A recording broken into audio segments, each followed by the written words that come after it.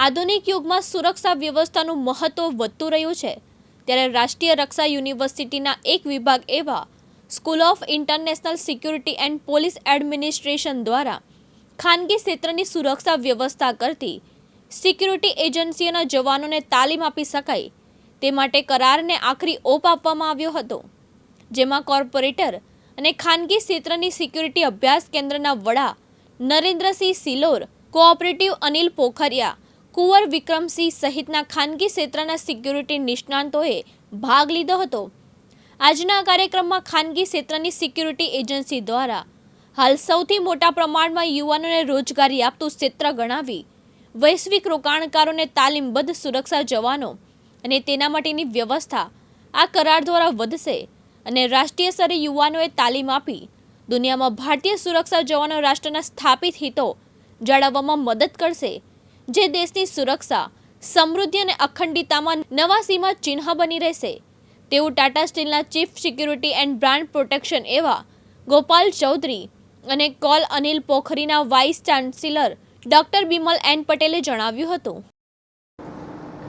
Secondly, it is innovative and entrepreneurial ecosystem.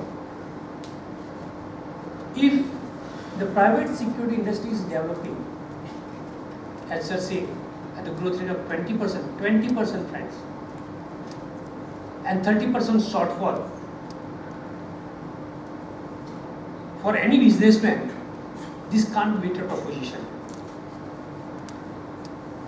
And that reminds me that the top industrial houses of this country, Ambani's, Adani's, Tata's, Kirloskars, you just name.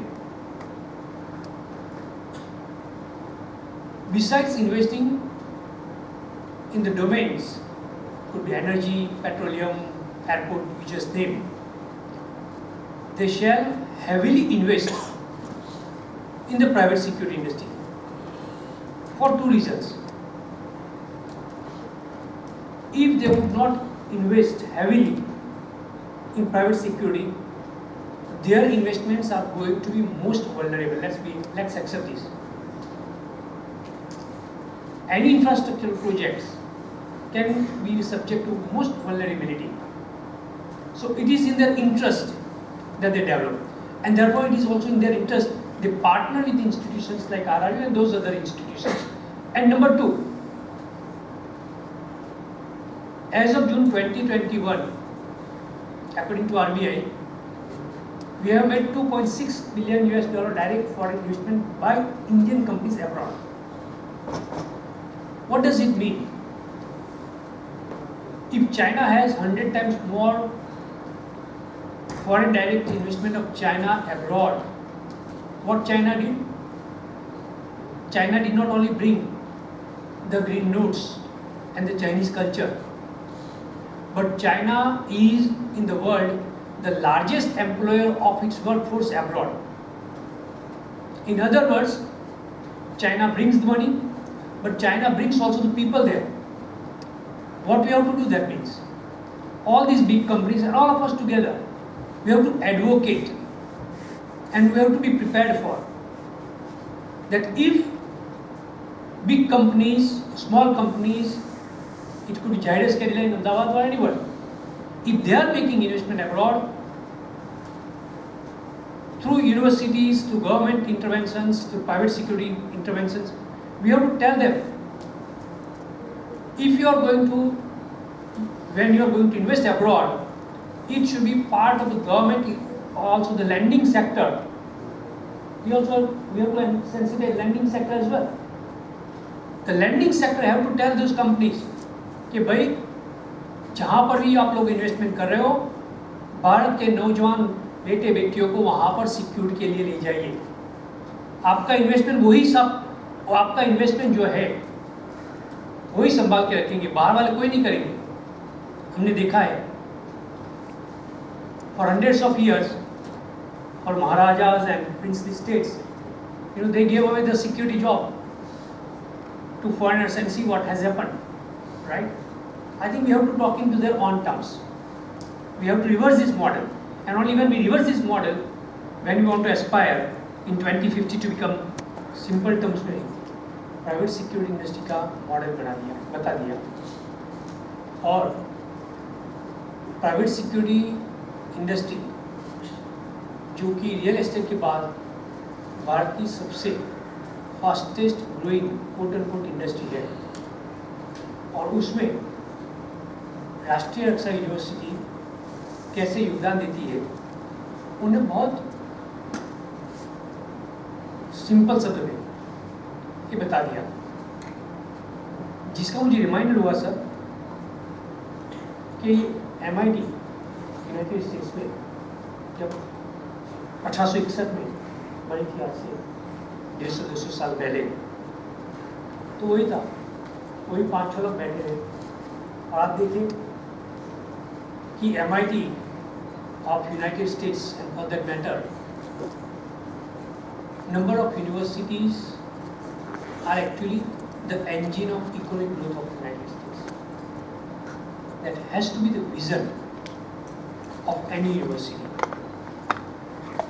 whether it is RRU or any university. Our mission has to be,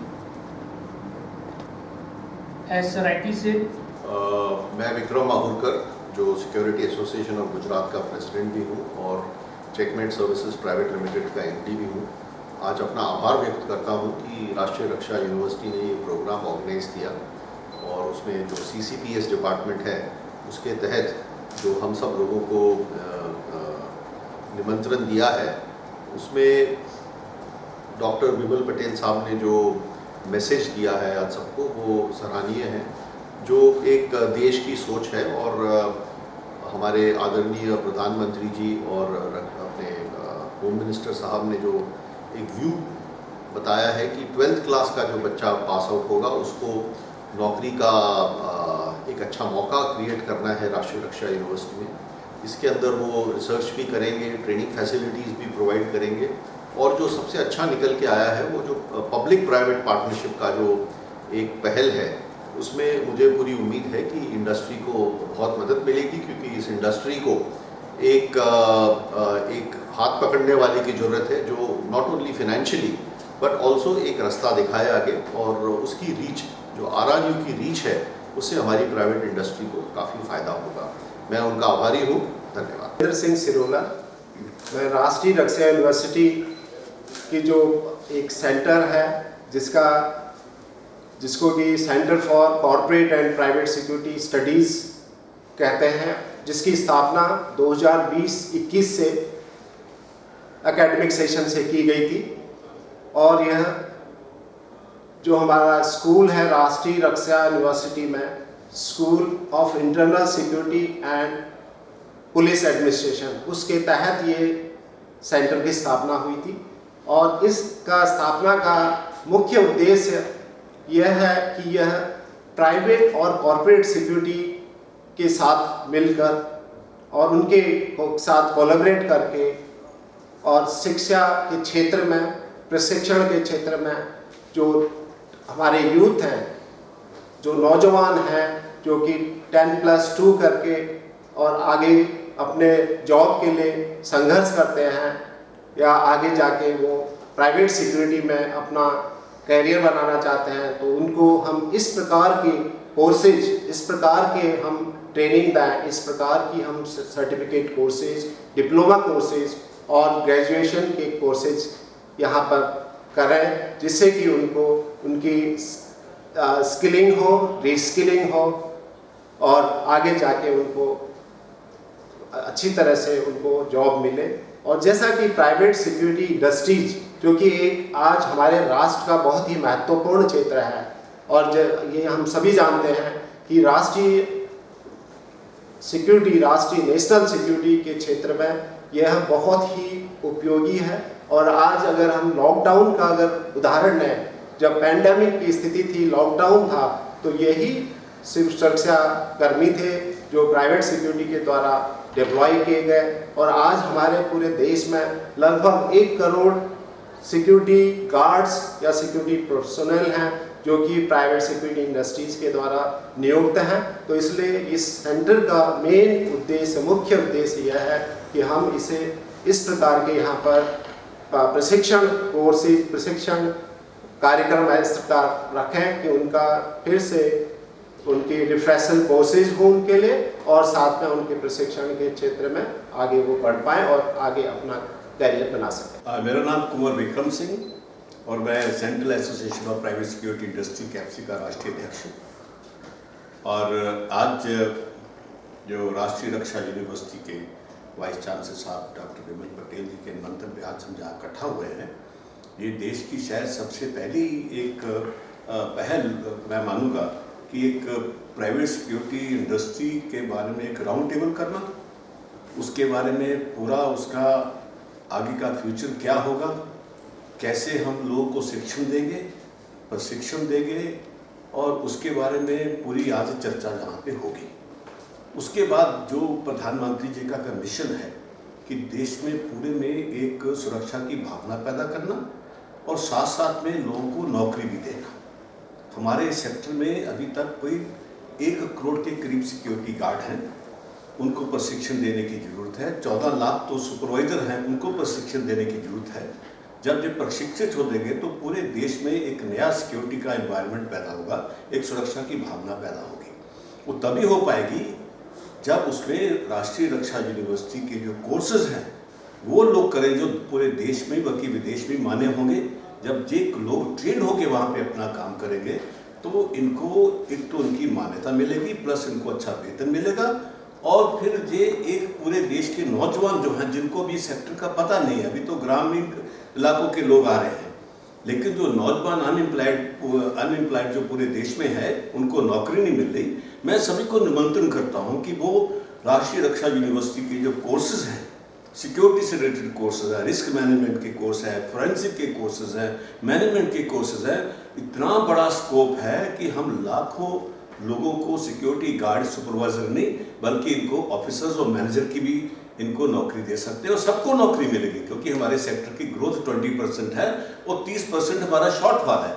then कि हम 50% लोगों को, जो लोग प्रशिक्षित होंगे अच्छे ढंग से, सर्टिफाइड होंगे, मान्यता प्राप्त होंगे, उनको सिर्फ देश में नहीं उनको विदेशों में भी इसकी जरूरत होगी। तो इसमें जो रोल डॉक्टर पटेल जी ने एक अपने विजन रखा, उसमें प्रधानमंत्री जी का और आदरणीय होम मिनिस्टर जी का, और आज ये पहली शुरुआत है। आज इसके ऊपर पूरी चर्चा होगी, फिर उसका पूरा मसौदा तैयार करके हम पूरी योजना फिर आगे बढ़ाएंगे। देश का बहुत भला होगा। Thank you. अवकाश बारोट, दिव्यांग न्यूज़, गांधीनगर।